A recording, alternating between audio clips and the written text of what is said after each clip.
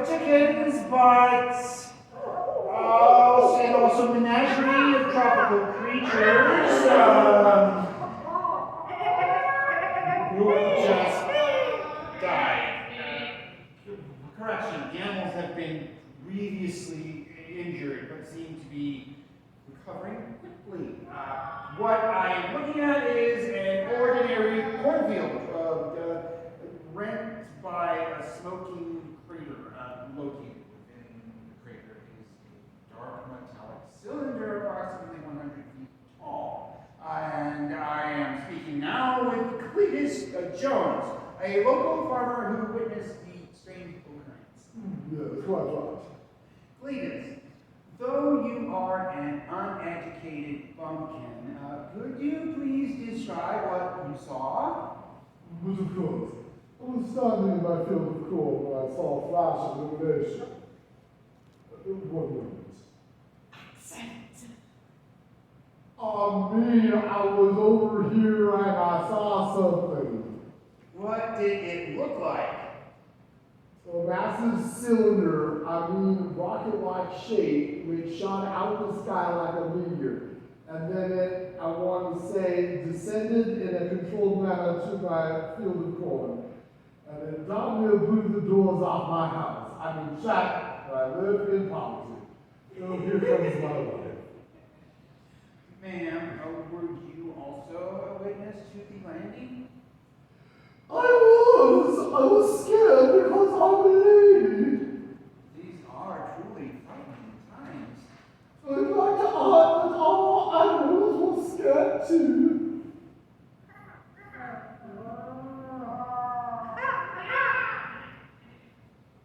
Especially the hippopotami. And the parrots.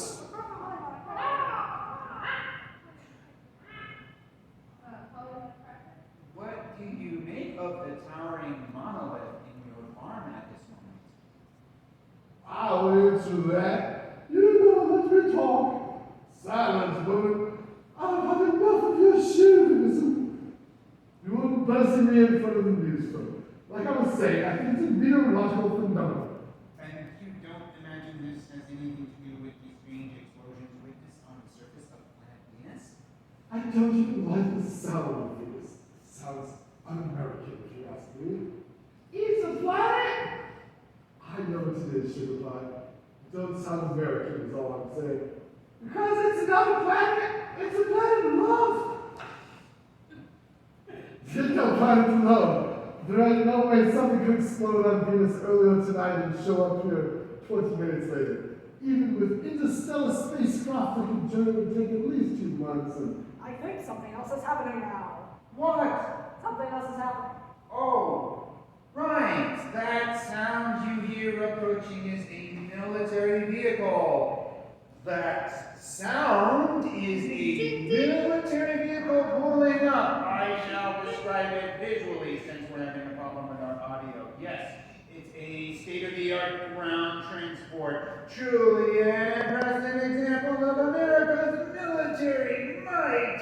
8 enormous wheels and bell. Truly the most impressive bell I've ever seen. Sure to inspire awe and fear in our nation's enemies. And there is a soldier approaching me. His boots, which are state-of-the-art with tactical wheels on the soft earth of this corn farm. And we're waiting for him to say something. America!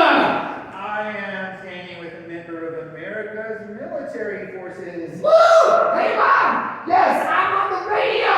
What do you make of this strange device? I don't know, but I don't like it. I also do not like it. Me neither. What do you propose to do about it? I'm about to investigate. A brilliant suggestion. But, oh my goodness, something is happening. A metallic panel is opening to the side of the cylinder. And emerging from the darkness within appears to be a tubular appendage. Hey!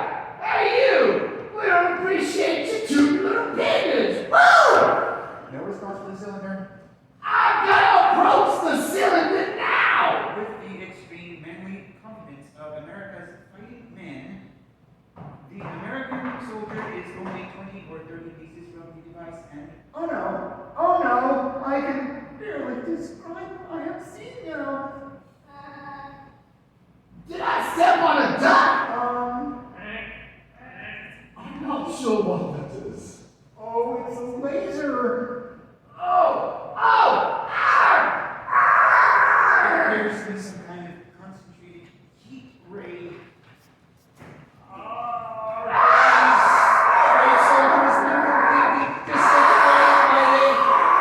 And yet the echoes of his final screams remain in the air. Did you see land? It's coming right for us. This hurts! Run for it! Listeners, I must now relate that the cylinder appears to have grown blades rising up in the air like a tripod. I'm okay! No, I'm okay! Run for your lives! Wait, its cannons are rotating, aiming for me. But I will continue to broadcast and...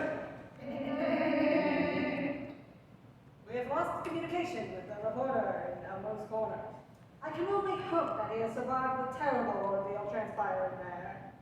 We now return you to the music of Chip Verdon's Imperial Orchestra at the ballroom of the Grand Seasons Hotel.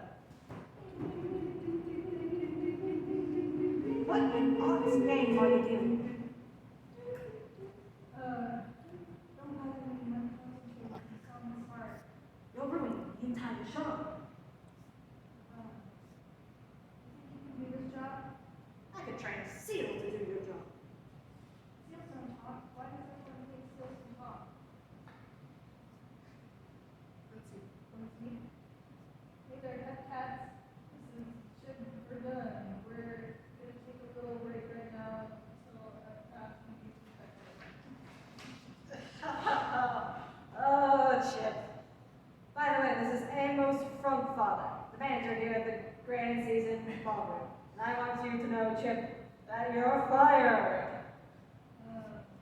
You caught me for the last time, Frank, father, especially since you never paid me for my work. I paid you for your work. Not enough. Hey! Stop that. Stop releasing those live chickens. You were expecting my chickens. Out!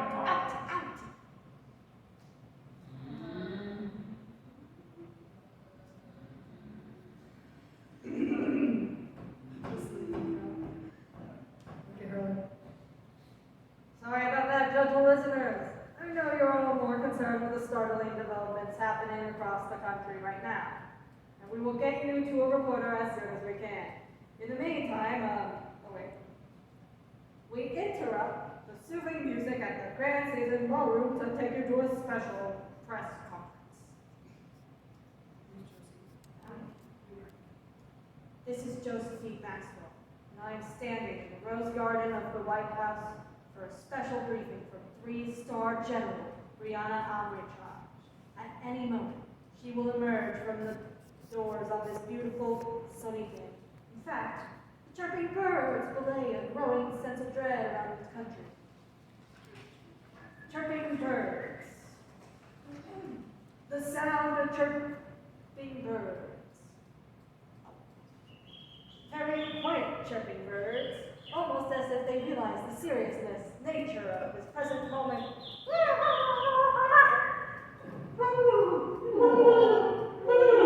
And the turkeys. Who could forget the joyful sounds of the presidential turkeys, who have been spared from execution on Thanksgiving? Now they gather here with the chirping birds in the Rose Garden, awaiting the entrance of the general on this very lovely stormy day. Yes, here she comes now. My name is General. Anna Strange. Anna Strange, Brianna something.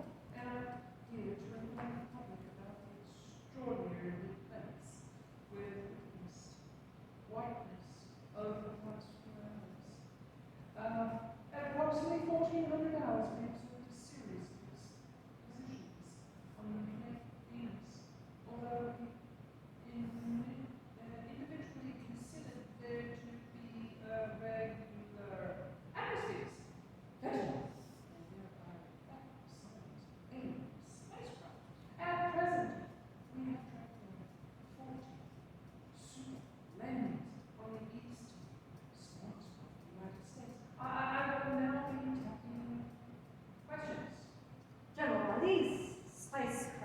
dangerous. We must assume these invaders come in peace.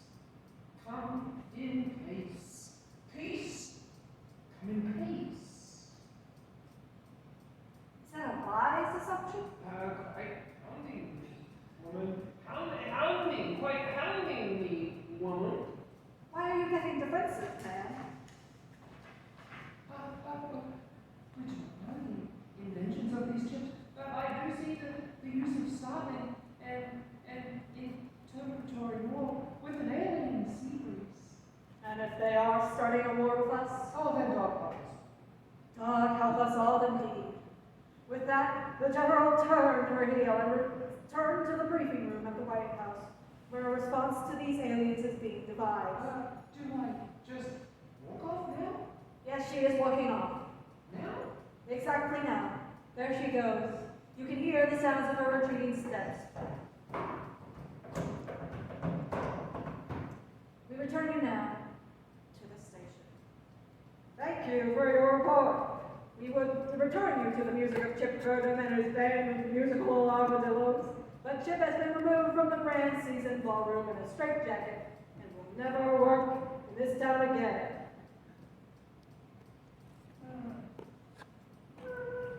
You'll never work in this town. Oh, sorry. You'll never work in this town again. Apologies. One of her musical armadillos has broken free from its harness and a savage staff member at the grand season. We are in the process of putting the creature down. With a cow. A cow is sat upon the armadillo, flattening it into a pancake.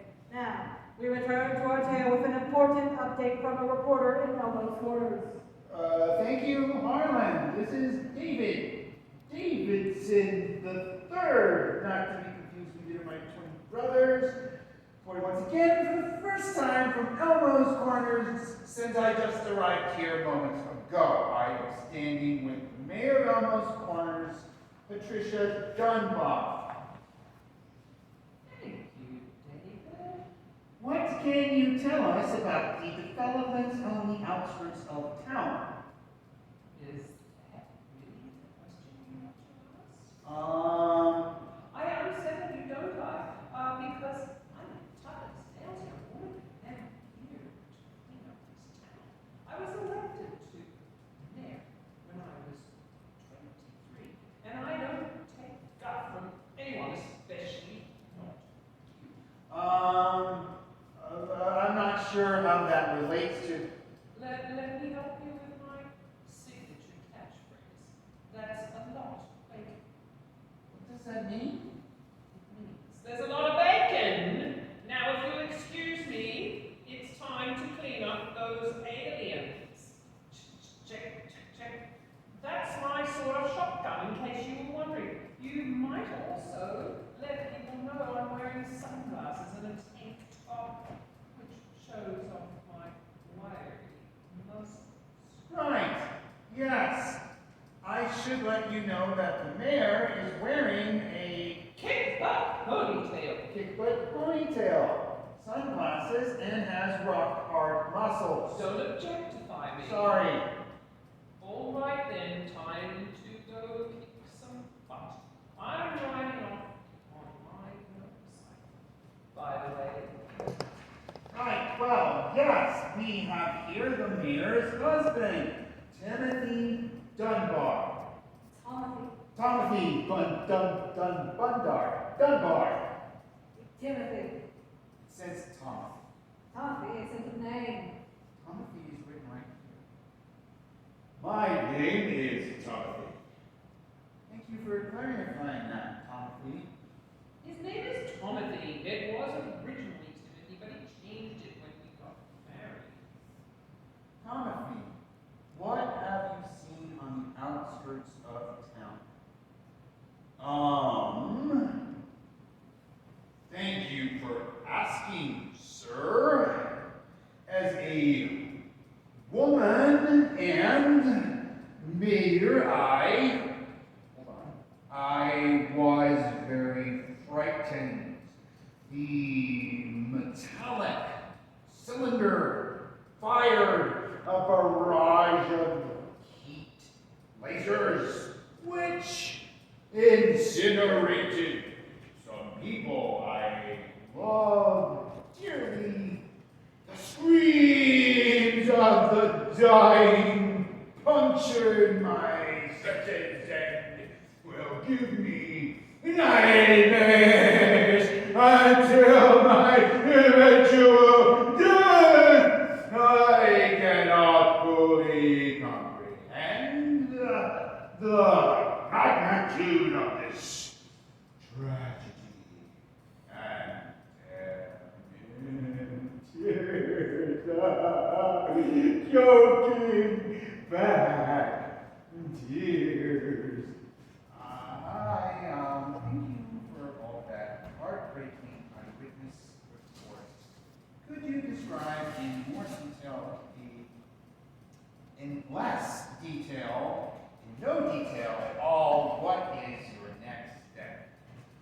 First, we will, I hate to interrupt you, man. Look, man, look, listeners, I cannot believe what I'm seeing. Looming over downtown Elmo's Corners like the sight of a skyscraper on legs is what we must now admit is an alien spacecraft.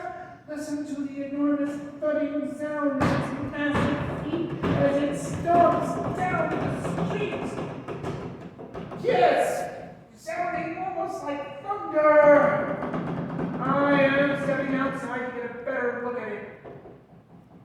It's an awesome sight to behold, terrifying in its monstrous intelligence, but also strangely chipper.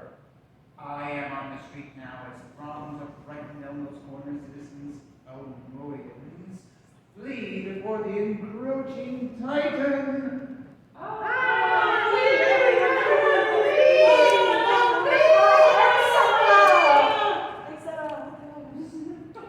You mental monster! I'm the mayor of this town and I've got a bone to pick with you. And good thing the press is here to cover this moment. Yes, the press is here. What I see now is a scene of astonishing bravery. Yes? A single woman smeared with dust and dirt standing in front of a colossus of death, armed with only her baguette. Fear me. Fear my baked goods. I can't believe what I'm seeing. She leaps into battle and... Oh my goodness, there's a goat here and... Heat laser. It's a heat laser. Miss. Oh, which misses the... What's wrong with your aim? The alien ship appears incapable of hitting her with its weapons of death. I tried your best, alien ship. Now it's time for me to try my best. I'm tossing aside this baguette and picking up It appears to be strudel. this strudel, which is well known to be toxic to alien and human life. If I manage to place the strudel into the weak point of your armor, it curtains. It's curtains for you, and that's a lot better. Leaping onto its feet with the agility of a jungle cat, the mayor of Elmo's Corners clambers up the... I'm afraid now we have lost the feed from Elmo's Corners. Surely they are all dead now. We are just now receiving some audio from the transponder nearby.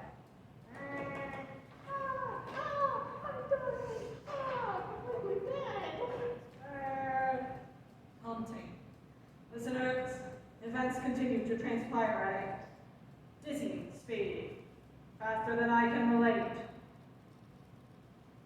Reports are coming in from more than 24 of strange alien spacecraft descending from the sky all over the eastern seaboard.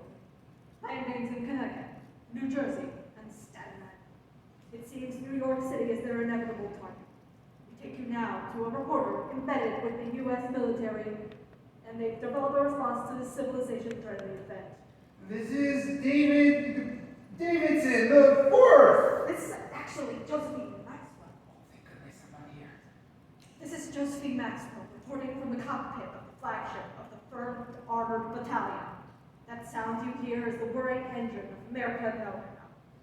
unleashing the full fury of 1,800 horsepower.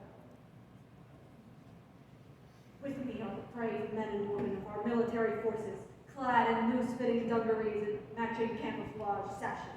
Their belts and glutes gleam like the hardened shells of so many monstrous beetles, tamed by technology and harnessed to the service of destructive power. I am sitting next to a young woman, her brown eyes wide with the enormity of her task, and her lovely dimples belaying a seriousness of the purpose that could only be matched by the ancient armies of Sparta.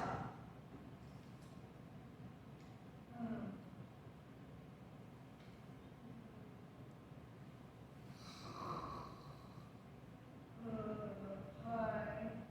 How does it feel to come face to face with certain death? Not good. I feel terrible. I'm gonna die. Brave words in these turbulent times. Our progress slows to a halt as we reach the reported site of another landing craft. I will now exit this armored vehicle to give you, the listeners, an evocative visual description of what is transpiring. As one, the soldiers rise to ready themselves. Okay, we're getting out now. Thick with the scent of fear and body odor, the soldiers scramble out of their vehicles, resembling nothing so much as a horde advance before a terrifying foe from another planet. This, listeners, is nothing less than a struggle of the continued dominion of humankind on the planet Earth. If these brave men and women fail, we may very well look upon these days as the last dying gasps of human civilization. Yeah, it's a movie. I am in awe at the fierce determination of these soldiers. They are ready for anything. Anyone have a lozenge? I need a lozenge. Nothing will stop them. I seriously can't breathe as soon as I have a lozenge.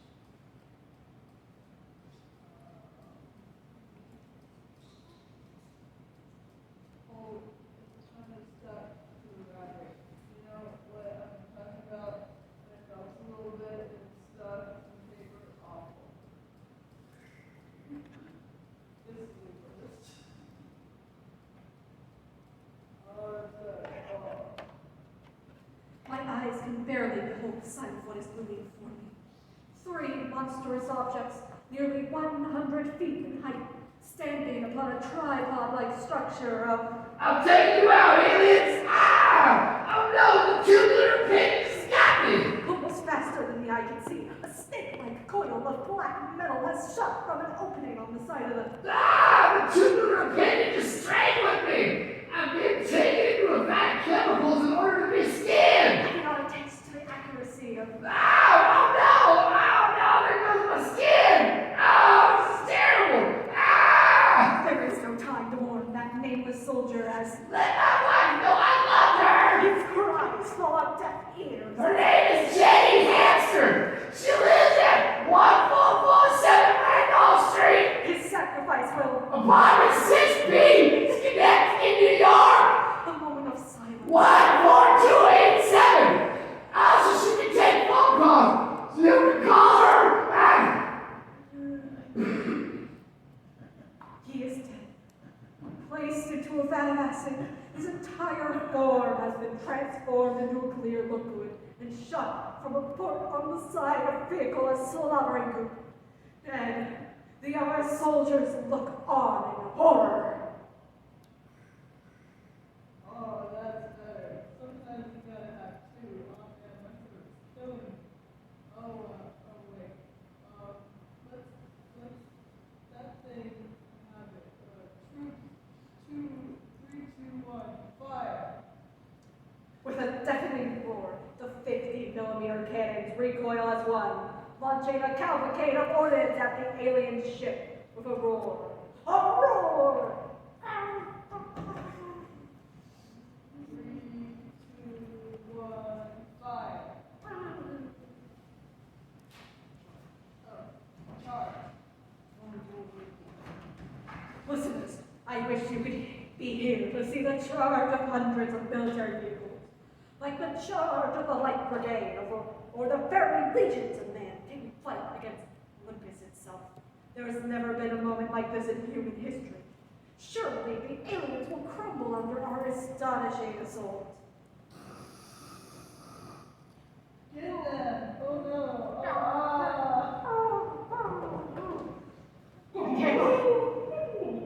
I cannot believe it. The smoke is cleared and the alien ships are completely undamaged, as if our power is no more threatening to them than a swarm of gnats. Heat lasers blast away at our vehicles, cleaving through them like a hot knife through butter. The carnage is unbearable. Oh no, no. The gun turrets are turning on me now. I can see them.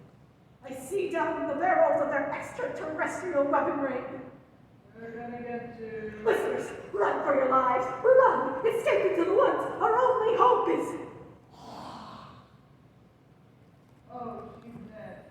Oh no, they're coming for me too. Ah! We have lost radio communication with Josephine Maxwell. The dire news can do